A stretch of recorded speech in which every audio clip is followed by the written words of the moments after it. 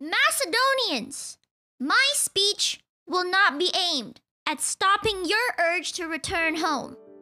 As far as I am concerned, you may go where you like. But I want you to realize on departing what I have done for you and what you have done for me. Let me begin, as is right, with my father Philip. He found you wandering about without resources, many of you clothed in sheepskins and pasturing small flocks in the mountains, defending them with difficulty against the Illyrians, Tribalians, and neighboring Thracians. He gave you cloaks to wear instead of sheepskins, brought you down from the mountains to the plains, and made you a match in war for the neighboring barbarians, owing your safety to your own bravery and no longer a reliance on your mountain strongholds. He made you city dwellers and civilized you with good laws and customs. Those barbarians who used to harass you and plunder your property, he made you their leaders instead of their slaves and subjects. He annexed much of Thrace to Macedonia, seized the most favorable coastal towns, and opened up the country to commerce, and enabled you to exploit your mines undisturbed. He made you governors of the Thessalians, before whom you used to die of fright, humbled the Phocians, and so opened a broad and easy path into Greece in place of a narrow and difficult one.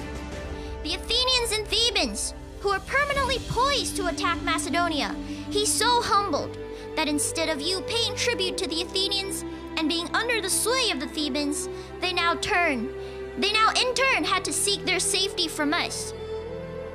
He marched into the Peloponnese and settled matters there too. He was appointed commander-in-chief of all Greece for the campaign against the Persians, but preferred to assign the credit to all the Macedonians rather than just to himself.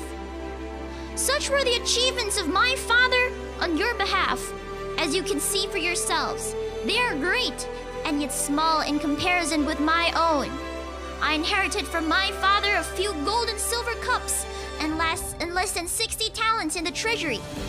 Philip had debts amounting to 500 talents, and I raised a loan of a further 800.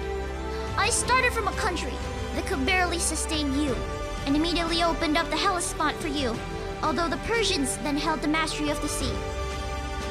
I defeated in a cavalry engagement the satraps of Darius, and annexed to your rule the whole of Ionia and Iolus, both Phrygius and Lydia, and took Miletus by storm.